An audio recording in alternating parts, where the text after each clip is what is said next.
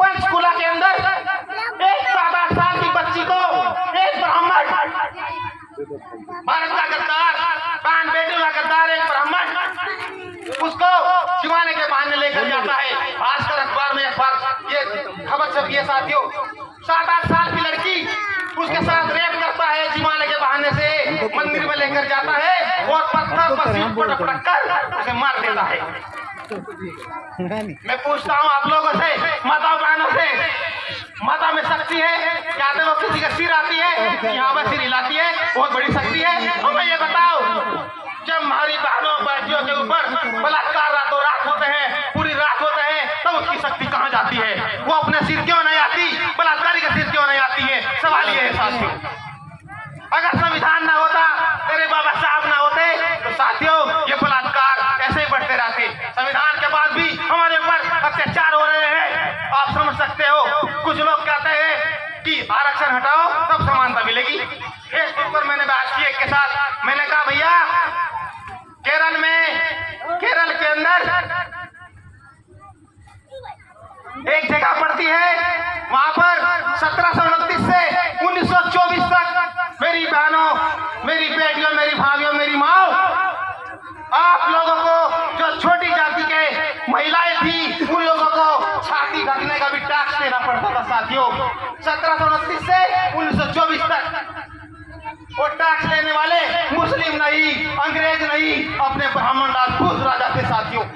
और टीपू सुल्तान, जिसको आज हमारी सरकार, हमारी योगी सरकार, मोदी सरकार गद्दार बताती है, नहीं आदरणीय मोदी जी, आदरणीय योगी जी, वो गद्दार नहीं था। वह पहला और अंतिम शासक था मध्यकाल का, जिसने जनता के बीच में जाकर कहा था कि I am not the king, I am citizen, मैं राजा नहीं हूँ, मैं राजा नहीं हूँ, मैं टीपू नागरिक हूँ। फ्रांस क्रांति से प्रभावित था और उसी व्यक्ति ने, उसी मुस्लिम शासक ने हमारी बहनों बेटियों को तन ढकने का अधिकार दिया था साथियों। उसी ने हमें, हमारी बहन बेटियों को तन ढकने का अधिकार दिया था साथियों। वहाँ की एक महिला थी, नांगेली महिला, केरल के चौराहे पर उसकी मूर्तियां बनी मिलेंगी साथियों। जब टैक्स लेने आते थे तो टैक्स केले के पत्तों पर दिया जाता था, ऐसे रख करके। जब नांगेली के घर हमारे शासकों के पदाधिकारी टैक्स लेने आते हैं तो नांगेली सोचती है कि हम कब तक मरते रहेंगे। एक नाडार समुदाय, एक अजक समुदाय, वह अजक समुदाय की महिला थी, तो उसने अपने अंदर टीस पाली और कहा कि नहीं, आज बलिदान देकर रहूंगी।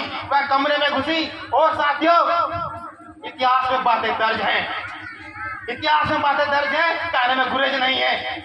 वह महिला, नांगेली महिला अंदर गई और अपनी छाती को काटा और केले के पत्ते पर टैक्स के रूप में अधिकारी को दिया। अधिकारी डर गए और भाग खड़े हुए और वहीं से क्रांति पैदा हो गई। 1729 से 1924 तक जो टैक्स लिया जा रहा था, वहां पर मद्रास में हमारे गवर्नर थे, अंग्रेज गवर्नर। देखिए हमारे भारतीय हमें टैक्स लगा रहे हैं छाती ढकने के लिए और अंग्रेज उसको खत्म कर रहे हैं साथियों, मुस्लिम उसको खत्म कर रहे हैं साथियों। मद्रास के गवर्नर ट्रेवेलियन महोदय, मैं महोदय खाऊंगा उसे, मैं उसे महोदय खाऊंगा। ट्रेवेलियन महोदय ने हमारी बहन बेटियों, छोटी जाति के महिलाओं से जो टैक्स लगा रखा था, उन्होंने उसको हटाने का काम किया साथ 1924 के अंदर। और साथियों आज हम ये सोचने का, विचारने का विषय है कि आज हम कहाँ हमको जाना था, कहाँ हमें ले जाना चाहते थे और हम कहाँ जा रहे हैं और कहाँ जाने वाले हैं साथियों। आप विचार कीजिए, संलग्न कीजिए अपने आप को, सोचिए, विचारिए। मेरे भाइयों, मेरे बहनों, मेरे देश के लोगों, बाहर आओ मकानों से, बाहर आओ मकानों से, जंग लड़ो हालातों से, जंग लड़ो हालातों से। मेरे बहनों, मेरे भाइयों, आज समय है, हमारे पास अभी वक्त है, आने वाले समय हमारे पास ज्यादा वक्त नहीं है। और मेरे भारतीयों, ऐसा भी हो सकता है कि आने वाले समय में हमें संघर्ष करने का मौका ही न दिया जाए।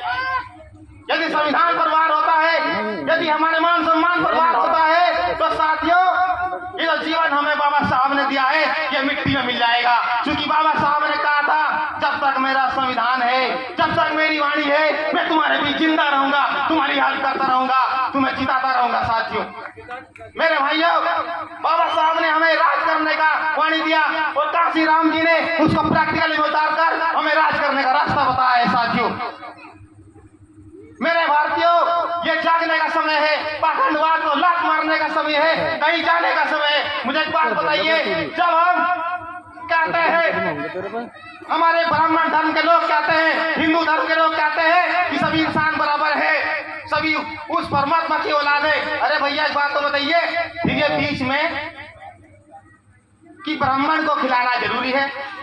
भैया एक बात तो बताओ, शाद निकालते हैं, ये चलता है। अभी एक बात, सॉरी, महाराज राम शायद इसका नाम है, मैं नाम भूल रहा हूँ, वो कह रहा था कि ये बीच में एटीएम की तरह है, ब्राह्मण एटीएम की तरह है, आप इसमें पैसे डालोगे तो अमेरिका जाके निकाल सकते हो।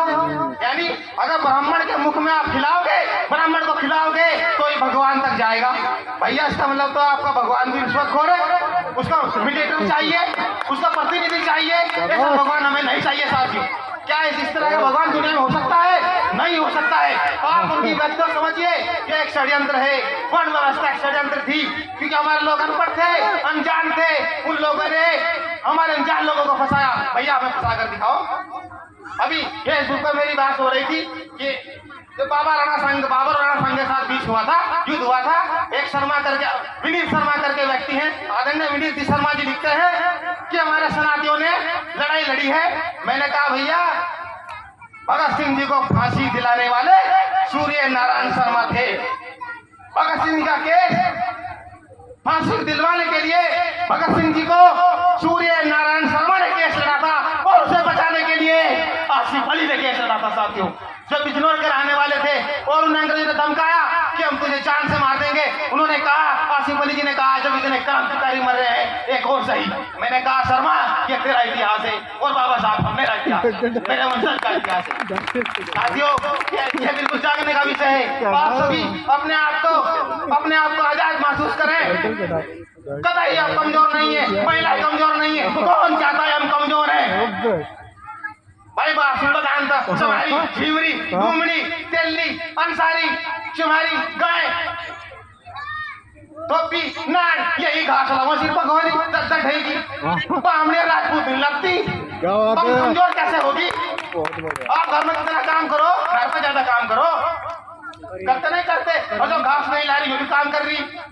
भैया हम भी कमजोर नहीं है, मकान हमारे बिना नहीं गिनता, सड़क हमारे बिना नहीं बनती, 3-3 मंजिलों पर हम 10 साल लेकर चढ़ते हैं। हमने कमजोर कैसे हुए? क्योंकि हमारी मानसिक गुलामी है, ये मानसिक गुलामी है। बाबा साहब ने 3 प्रकार की गुलामी बताई है, 3 प्रकार की। नंबर 1 सांस्कृतिक गुलामी, नंबर 2 मानसिक गुलामी, और 1 सामाजिक गुलामी। लेकिन सबसे खतरनाक, सबसे घातक हमारी मानसिक गुलामी है। हमने अपने दिमाग में रख लिया कि हम तो कमजोर हैं, हम तो कमजोर हैं। जब हम आपको कमजोर मानते हैं तो भैया हमें मजबूत कौन करेगा? कोई नहीं आएगा।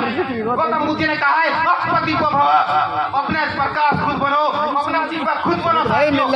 आदरणीय साथियों, एक बार जंगल में एक शेर घूम रहा था, तो एक विद्वान ने कहा, मान लीजिए 2 मिनट छोड़ दे दो।